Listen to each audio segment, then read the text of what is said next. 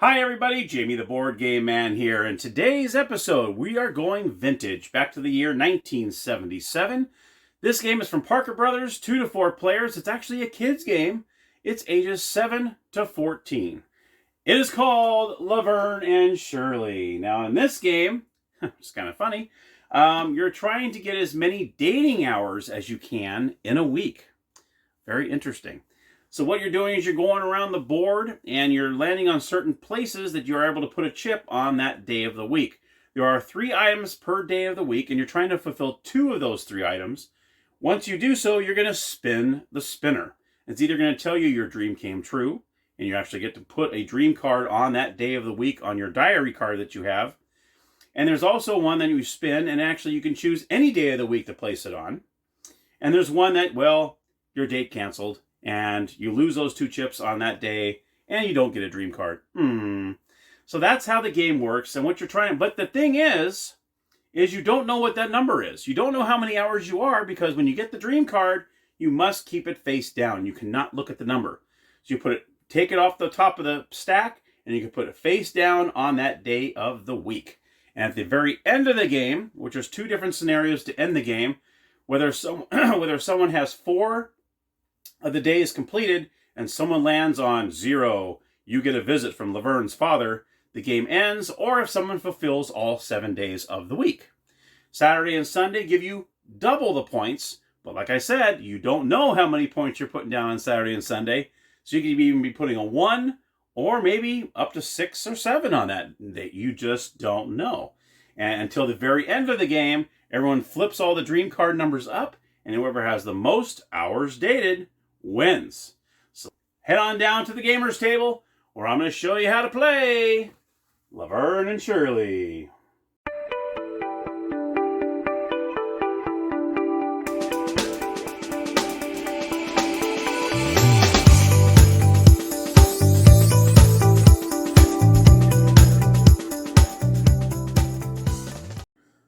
All right, everybody, here we are with Laverne and Shirley. So let me go ahead and show you the components, and then not really too much setup for it, but I'll show you how to set it up, and then I'll show you how to play. So first and foremost, I don't think you can not see it. It is the board from Laverne and Shirley. Pretty loud and wild and crazy, and I love the colors. This is just awesome. You also have your spinner. You also have these 4 diary cards right here. You'll also have the dream cards, which have all sorts of different numbers on them, which we'll go over in a moment. You also have some chips, which you should have 5. Actually, it would be 5 of each with 4 different colors. You have 5 blue, 5 yellow, 5 red, 5 green. And then you're also going to have 1 player piece. So hopefully you're not looking at a 2 to 4 player game. There's only 1. Well, it actually only comes with 1.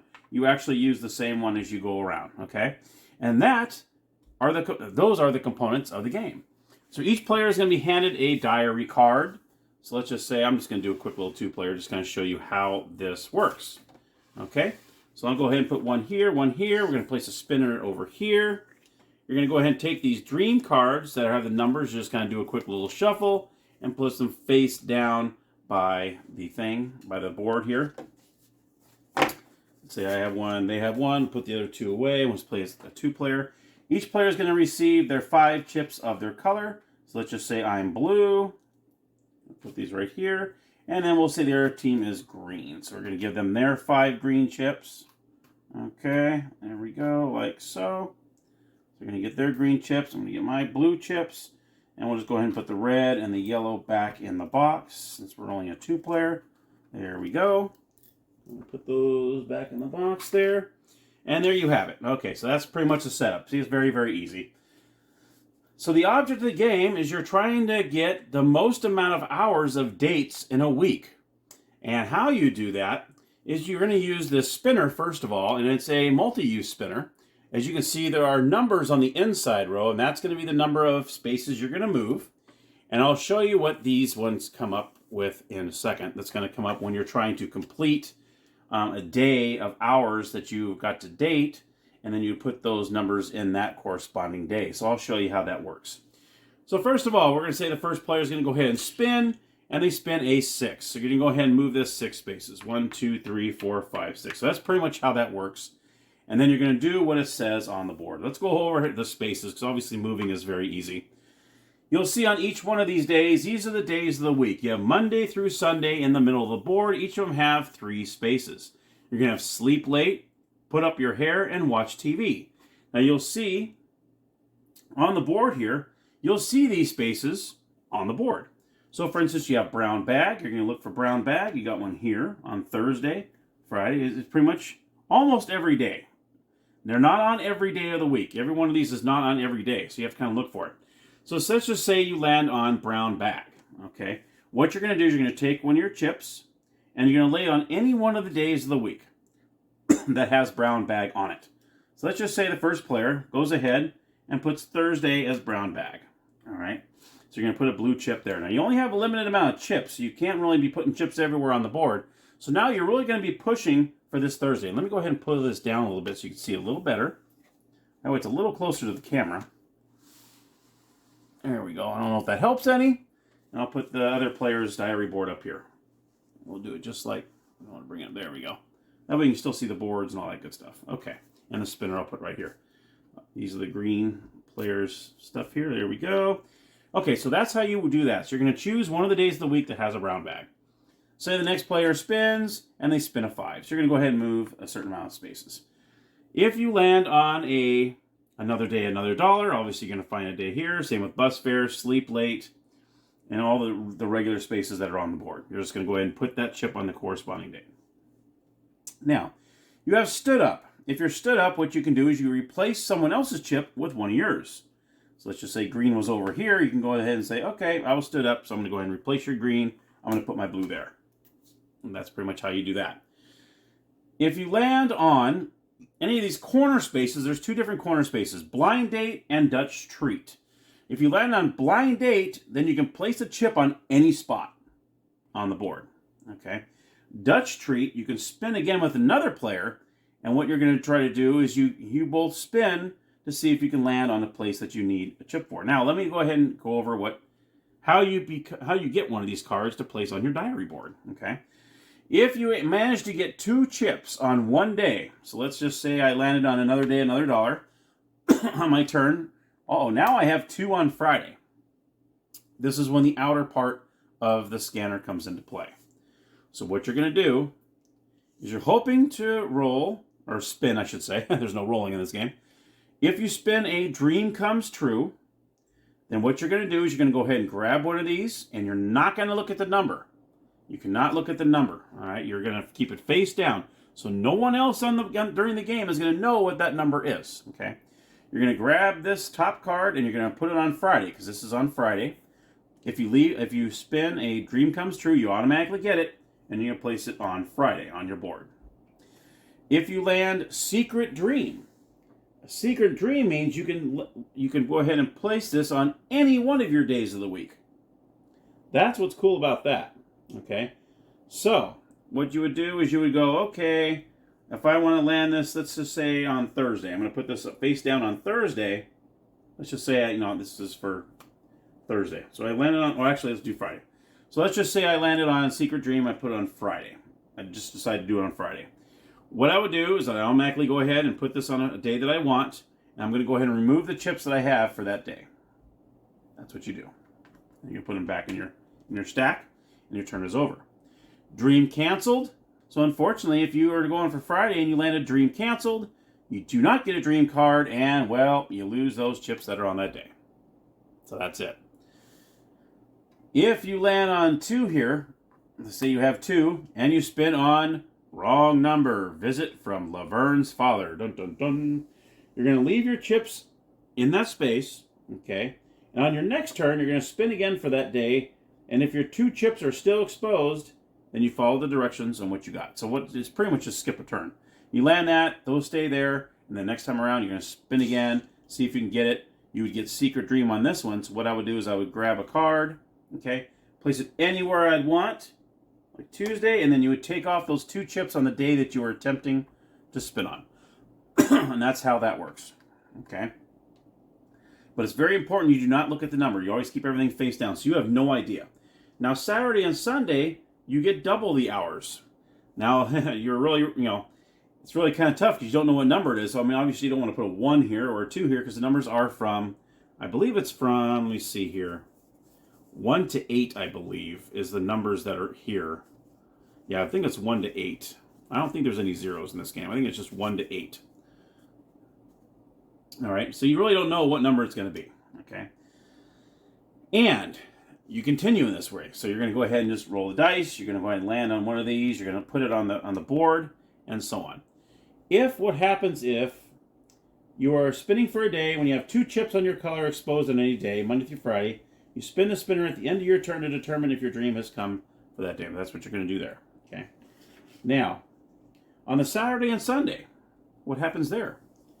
If you have 2 exposed chips on either a Saturday or a Sunday, you do not have to spin. So let's just say I have one here and I managed to get a second one here. Guess what? I automatically get it. I don't even have to spin if it's a Saturday or Sunday.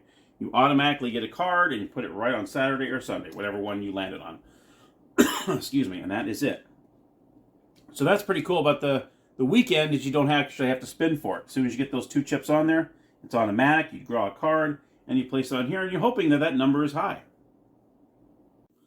All right, now let me go over a couple of scenarios that might happen in the game.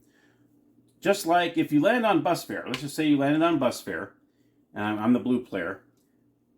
I don't necessarily have to place this on an empty bus fare. So let's just say do I have to put that over here? No, not necessarily. I can place this on another player's chip. Here's a chip here. The green player is on bus fare. I can actually put this chip on top of bus fare. That way it slows them down a little bit trying to complete Wednesday. Because if I get the second one, then there you go. Then I can spin. I see what happens there. If the green player puts one here, obviously that he or she will have to get a second one in that game, unless eventually I end up moving this off. Maybe I end up getting a dream card for that game, or I don't, and I end up removing it. Then it becomes active, and then they can actually play. So when you get one of these regular, like brown bag, carpool, bus fare, sleep late, one of these that are on here, you can actually place it on an opponent's chip if you want. Okay, that's one thing. Another thing, let's just say you land on Dutch Treat. You can spin with another player. Okay, so let's just say I'm the green player over here, and I want to go for Friday. So I choose, blue player over here. Okay, I want to spin with another player. I want to spin with you on Friday. But you don't have a one on Friday. Well, on that turn, if you land on that, you can actually place one of your chips and place it in there. Just like so. And then you guys both spin. So the green player would spin, the blue player would spin, and see if you get a dream card. Okay, so that's a couple of scenarios that you might run into in the game. Ending the game. Let's say the end of the game here. And it ends in 2 different ways. Either one player has all 7 days covered. Okay, or if one player has 4 cards on their board and someone spins the wrong number. If someone spins the wrong number and one of the players on the board have 4 numbers on their board, then the game ends as well. So there's the 2 different ways you can end the game. Obviously, at the end of that, then everyone's going to they're going to turn all their cards over, like so. And you're going to go and add up all your points. Obviously, Saturday and Sunday are double, which I got really good on that. I actually got a 6 on that. That'd be 12 points right there. And whoever has the most points wins the game. And that, my friends, is Laverne and Shirley. So let's head on over to the gaming room, and I'll let you know my final thoughts. Alrighty, so my final thoughts on Laverne and Shirley. Well, obviously, it is a kid's game.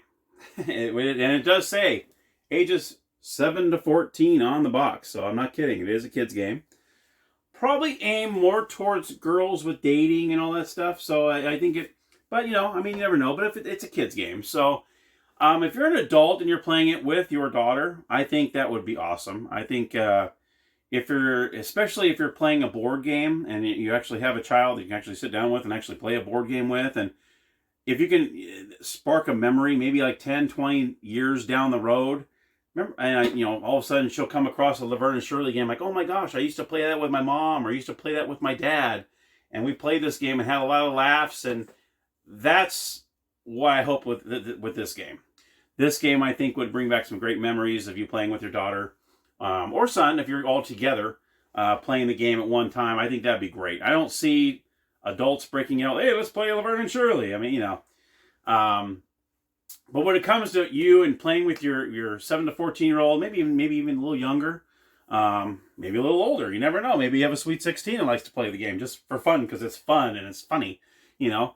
Then I think that's probably the best thing about this game is that just, you know, playing with your kids and they remember this game one day and they say, oh my gosh, I remember the memories with this game. So in that retrospect, I would give it a thumbs up. Okay, let's make sure I do this the right way. I don't want to give it a thumbs down. There we go, the thumbs up. For adults and stuff, maybe kind of sideways, you know. Not for adults. Definitely not for adults. I don't want to give a thumbs down because I like all my games here, so I don't want to really give thumbs down there. But you know, you catch my drift. If you have a kid that you play this with, I think it'd be great. You can maybe have some great memories remembering, you know, that one time when I took that chip away and you weren't able to do it and I won by 1 hour or, you know, something like that. I think that would be great. Adults, no, not really. So just kind of depends on who is playing the game. So it's not for everybody, but if you're playing with your kids or your kids are playing against other kids, that's even better. So, so thank you so much for watching. I hope you enjoyed the episode. And until next time, everybody, happy gaming.